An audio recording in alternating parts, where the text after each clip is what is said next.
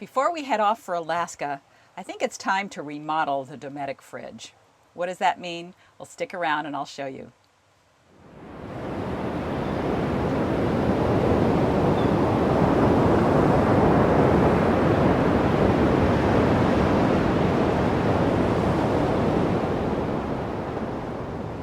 Perhaps you've noticed that when you get the Dometic fridge in your RV, it's not laid out very well. Almost nothing fits in there. So here's a milk container, and you really have to remove shelves in order to get anything to fit, and then you've lost a lot of usable space. So for the first couple of years that we've had this vehicle, it'll be 2 years in July, we had I removed the freezer part because it didn't freeze below like maybe 30 degrees. We really couldn't get it colder than that. So that's just not cold enough. But I've just put it back in because I'm thinking about trying something maybe slightly different.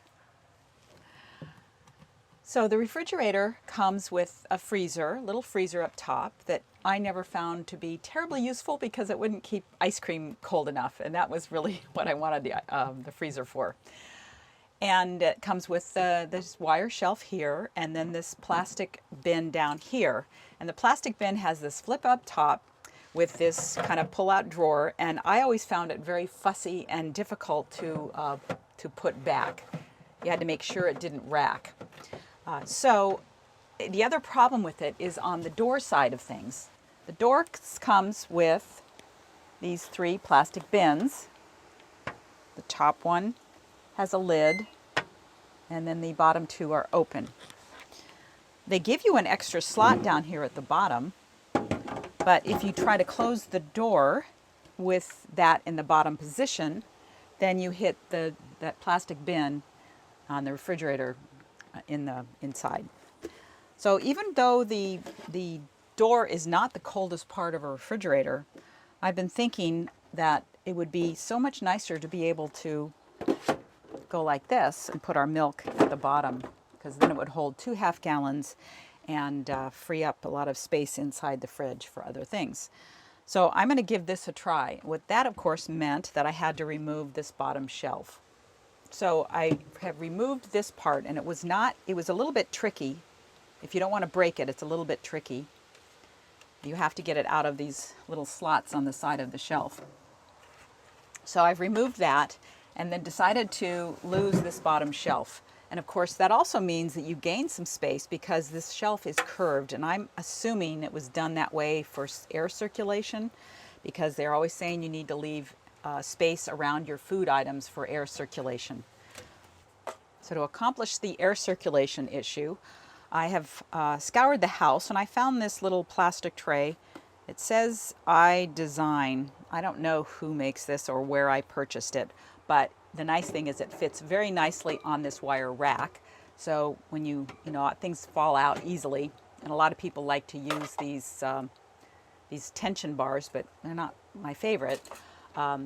So that then allows space all around this. So there's space all around that plastic bin. There are holes in this bin, and there's space in the back so that the fins can get circulation. To aid in that circulation, I decided to try a computer fan. So I purchased a computer fan, which is right here, and it's pretty darn small. It has like a 5-foot cord, which was important because I'll show you in a minute where I'm going to plug it in.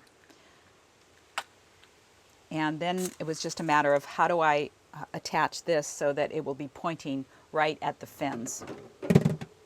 Now I'm going to do that I'm going to lay it on here, and I scoured our hardware. Now I was thinking I could hot glue probably something here to hold that on. But instead of using hot glue, I was going through our stash. I found these Tinnerman nuts from an old job. And so I'm going to put Tinnerman nuts on here. I'm just going to slip it on, and it's a pretty tight fit.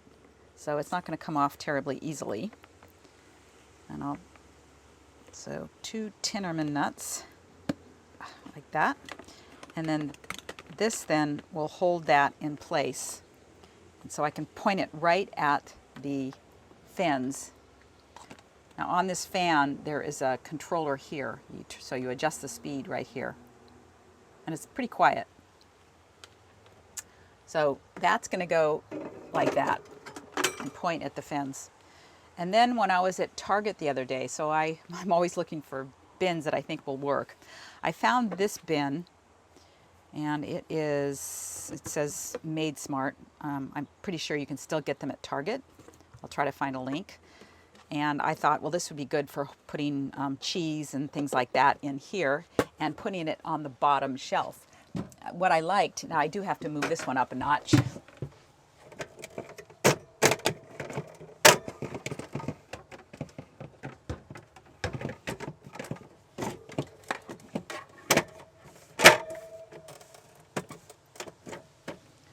What I liked about this is that it has these rubber feet on the bottom, and so it doesn't move around easily in here.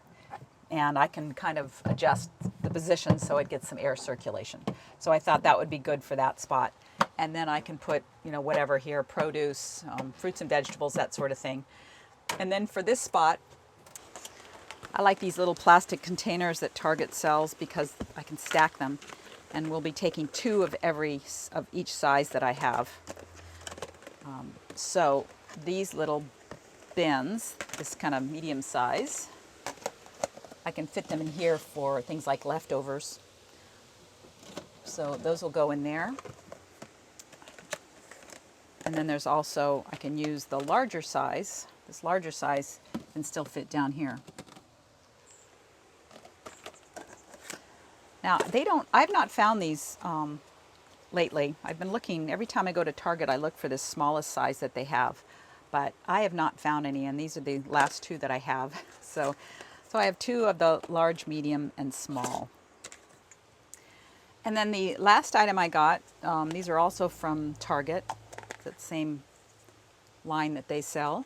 I found these because they fit, there are very few things I've found fit into this top shelf. So I found these little things, and I put things like mustard, you know, different condiments that I don't really need a lot of, and they fit nicely in here. And they actually, so I can get 5 of these across for storage. Now I'll show you where I plug this USB connector in.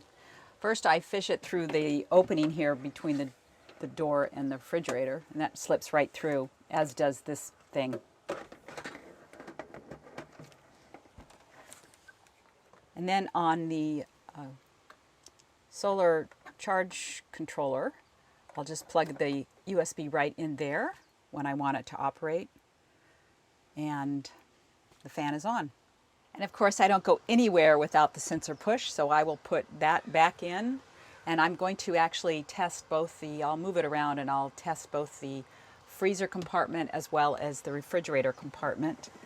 So there's my sensor push, and what I'm going to do on our long trip this summer, I'm going to try to keep track and every week kind of give you an idea of where the refrigerator is temperature-wise, in case you're interested, because I really am trying to get a handle on this wild fluctuations in temperature on the Dometic. I also want to point out that another viewer, and I will link his channel below, he has just purchased a Dometic. He has a Pleasureway, the kind of B+ one, I'm not sure what it's called. And he has just purchased a Dometic, one of the chest style, you know, the kind of, you run them off of like a cigarette lighter, which I talked about kind of last week, and or the week before. And so he has done that, and you can see his video on which one he got, and he calls that his solution to his problems with the Dometic refrigerator. But the way he describes his problems is exactly the same as my problem with this refrigerator. The wild swings, really not even dependent upon the outside temperature. Sometimes it's just weird. But we're not going to replace this. We're going to live with it for a while and see how things work. But we will be carrying our small ice chest, which I will show you. This is our portable ice chest. It's a soft-sided ice chest made by rthink, R-T-I-C. Much cheaper than a Yeti, but it works just as well as a soft-sided Yeti. And I've velcroed this little plastic tray on top, and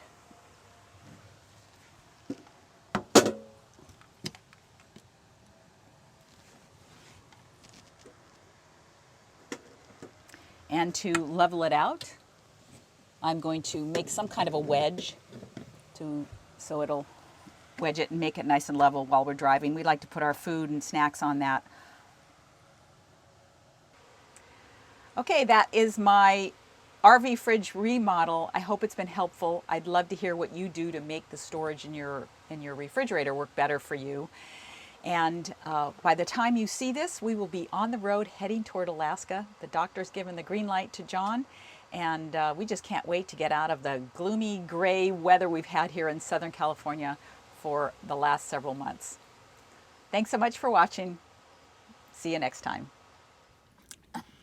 I made fun of John for doing this, so now I'm doing it. I didn't rip my bowl in half. Yeah, but you got chocolate and whipped cream on your face. I'm a 9-year-old child. What's the problem?